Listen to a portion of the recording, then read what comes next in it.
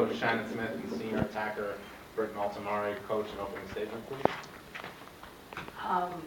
A lot of credit to Drexel. I thought they played exceptionally well today against us, both offensively and defensively. But hats off to Hofstra and our team. I thought we really dug in there with the last 2 minutes and 30 seconds. We started to play Hofstra lacrosse, and we showed up, which was really nice. We were down, we were down by 2 goals at that point.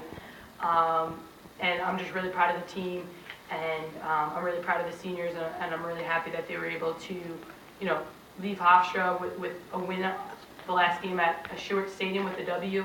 And I'm just really happy for the team, but we definitely need to get better getting into our conference play. Coach, can you just give a comment on Britton setting an all-time school record today?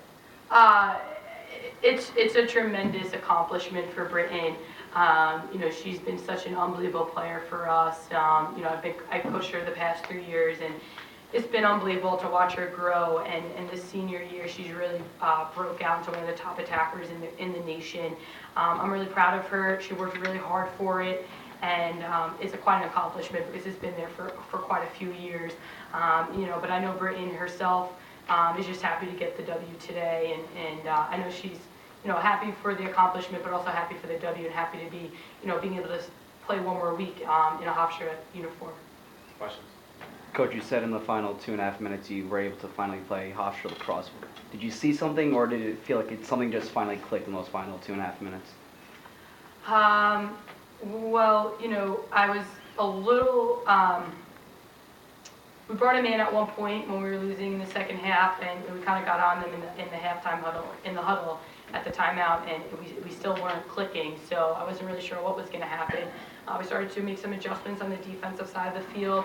We were able to get a turnover back with Amanda Seacamp, getting the ball back. We were able to come down, and Lindsay Alfano, opened the gates for us in the cage by, nailing that free possession shot. And then Britton really did a heck of a job winning the draw controls there for us. That was key for us when we went on the run. So momentum shift. I think once Lindsay scored that goal and Britton was winning the draw controls, I think a lot of people just got some more confidence. And Sam Lennox then stuck one there for a senior to do that. And then, Britton went hard to the cage, got leveled, nailed her shot, and then went back and got the draw control for us. So unbelievable job by the team, and I'm really happy for them. We'll have to get better though. Coach, can you explain the final 3 minutes, pulling Kelsey and the draw control with this? Can you explain that situation so everyone understands? It was a risky call for us. We were losing 8-6, and what we did was we pulled Kelsey just so that we had an extra person on the field, player on the field, so that if we did lose the draw control, it was kind of like Hofstra had one extra person to fight for the ground ball.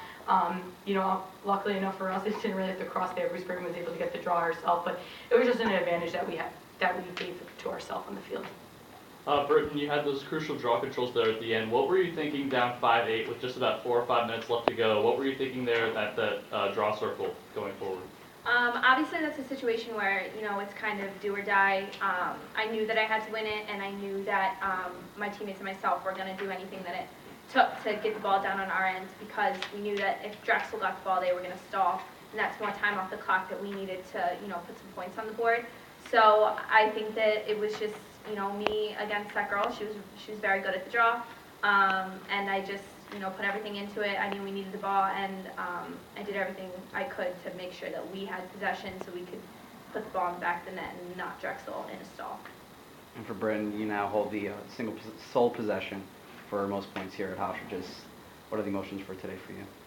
Obviously, not only that, but it's also senior day. My last time in Stewart Stadium, like Shannon said. It's amazing. It feels really good, but I couldn't have done it without the other girls on the field. I mean, it's not a secret that most of my points come from assists, and I do the easy work, they do the hard work, and they put the ball in the back of the net. So I couldn't have done it without all the girls that I've played with the past 4 years, and it's very bittersweet leaving senior day and leaving Stewart Stadium with that record.